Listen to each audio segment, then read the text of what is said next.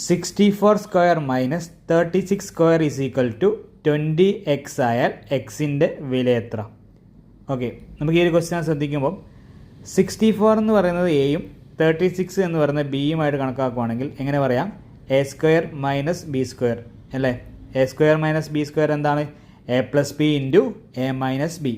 അപ്പോൾ നമുക്ക് ഫസ്റ്റ് എന്ത് ചെയ്യാൻ പറ്റും? എ എന്നുള്ള 64ഉം ബി എന്നുള്ള 36ഉമായിട്ട് എടുക്കുകയാണെങ്കിൽ എങ്ങനെ വരും? 64 പ്ലസ് 36, 64 മൈനസ് 36 എത്ര കിട്ടും? 100 ഇൻറ്റു 28. നമ്മൾ ഈ ഒരു പോർഷനിലെ ആൻസർ 2800. എവിടുത്തെ?